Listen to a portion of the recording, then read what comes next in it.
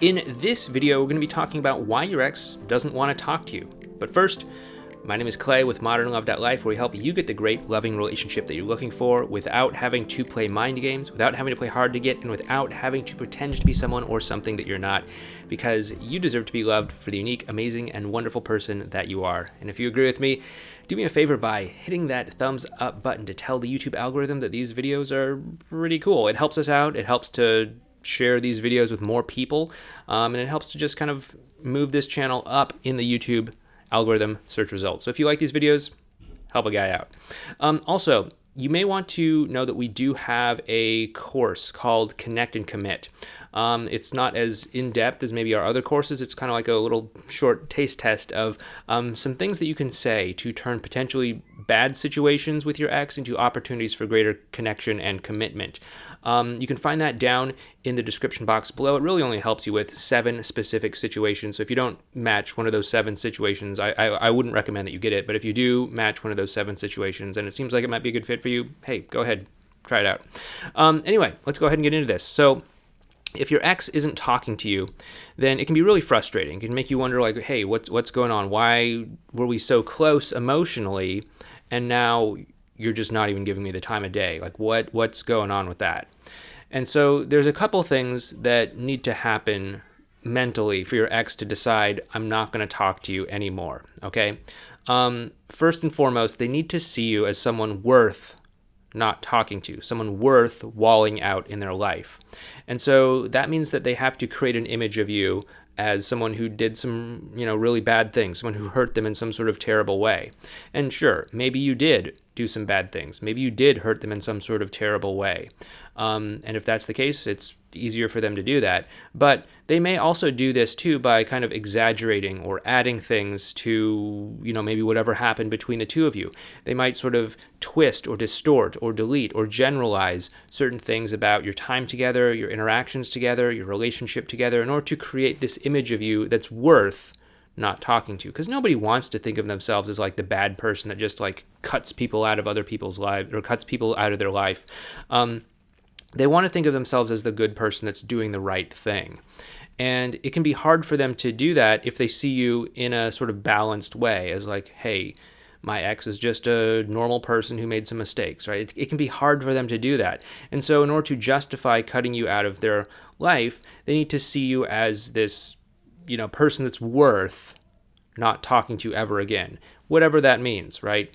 They may have to see you as some sort of, cartoonish supervillain or something like that in order to justify it. They may have to see you as someone who they could never trust, someone that they never had any feelings for or anything like that. That's why you often get these strange things that they might say to you that really don't match up with reality or your experience of the relationship at all. It's because they're really interacting with this image of you that may not actually be the accurate embodiment of who you actually are. And so that can be one reason why they actually cut you out of their life. Another reason that they might not talk to you is because of some intense emotions that they're feeling on their part. Now, it should come as no surprise that breakups can leave both parties with a lot of intense feelings. Obviously, you have intense feelings coming out of your breakup of rejection, of loss, of grief, and heartbreak, and all of that stuff. But your ex probably also has feelings as well, too. Feelings that, maybe I feel guilty for hurting you in the past. Maybe when we actually sat down and had the breakup talk, maybe you cried. Maybe it hurt me to think of you, to think that I was hurting you in some way. And so they might feel a lot of guilt. And so the act of reaching towards their phone to call you, to interact with you, it might cause too much guilt for them. It might be this extra wall of emotion that they have to push through in order to actually pick up that phone and contact you. And so there could be guilt that could be stopping them from doing it. It could be, maybe other things. It could be frustration from the past. It could be maybe they are still upset with you over something that you said or did, before, during, or after the breakup. It could be all sorts of things. It could be the fact that maybe they're dating someone else and they don't want to put themselves in a weird, awkward situation where they're talking to their ex and they're also talking to the person that they're dating. It could be all sorts of things like that. But there's this like cloud of emotion that's stopping them from actually pulling through and and picking up that phone and perhaps even acting on a genuine desire that they might have towards actually interacting with you and actually talking to you again. This in concert with what we talked about before of having to create a negative image of you can really kind of create that wall there, right? It can really kind of create that wall that's going to stop them from actually talking to you or interacting with you or all that sort of stuff. They also could be influenced by friends or family members or fortune cookie advice or limiting beliefs of some sort. People say, hey, exes are exes for a reason. Breakups happen for a reason. You shouldn't ever look back after you leave a relationship or things like that. There's all sorts of things like that, whether it's, common sayings and little rhyming quotes and stuff like that people for some reason tend to live their life on, which I think is a terrible way to live your life, but people still do that anyway. That's what we call fortune cookie advice. I don't recommend that you follow fortune cookie advice. I recommend that you actually think about something and see what makes the most sense for you. But that doesn't stop people from doing that. People live their life off of like song lyrics and things like that. I would not recommend that you do that. But your ex might be doing that. They might have limiting beliefs about, maybe, I've seen enough movies and TV shows to know that you're supposed to hate your ex. And you're supposed to never talk to your ex again. And maybe they might be kind of going off of that. Or maybe they have friends that are just kind of saying, nah, don't talk to him, don't talk to her, just move on. There's other fish out there in the sea, and all fortune cookie advice. There's other fish out there in the sea, and you got to just keep moving forward. Just get out there and date. Date 10 people and you'll get over your ex. Date 10 people and you'll feel better. All that stuff. And that's not to say that that's not true or anything like that, but it could be kind of creating this wall that's stopping them from actually interacting with you. And there are, of course, ways that we can get past all three of these obstacles. If your ex is feeling a lot of negative emotion for you, you can obviously do things to get them to release that negative emotion. Things like the fresh start technique, things like the open door technique, stuff like that. If your ex is seeing you in a negative light, of course, showing up and demonstrating to them that you're not that person that they think you are is going to help you. It's going to help the two of you to connect better. And if your ex is keeping you at arm's length because of limiting beliefs, because of friends, because of fortune cookie advice and things like that. Oftentimes that's because they have this elevated expectation about what it would mean for the two of you to actually be interacting with one another. They think like, okay, if I'm talking to you, that means that I'm dating you. It means that I'm going to be leading you on. It means that you think that we're going to be getting back together or something like that. And that's something that I don't know right now.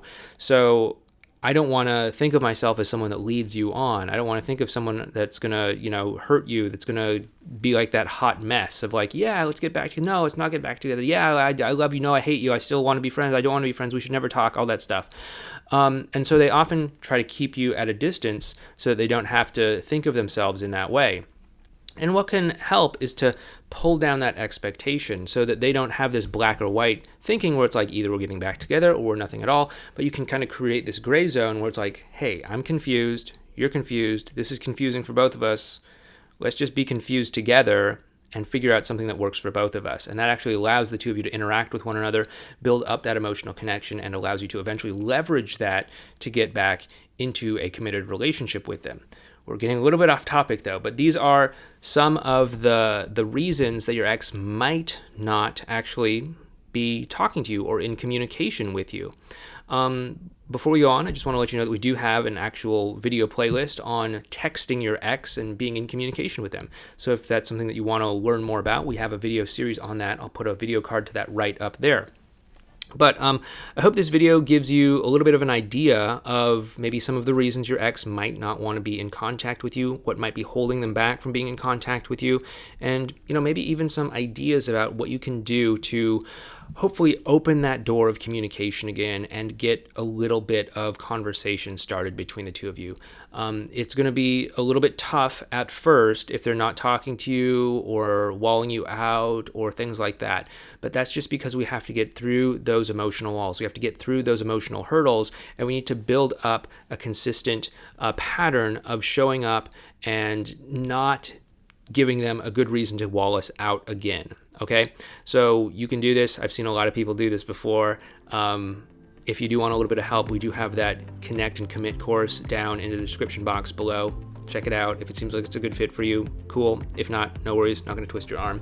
But anyway, I hope you've liked this video. If you do, hit that thumbs up button, subscribe to the channel if you haven't already, and you might want to check out this video series over here on texting your ex, or you might want to check out this video right here. Once again, my name is Clay. Thanks for watching this video, and I'll talk to you next time. Take care.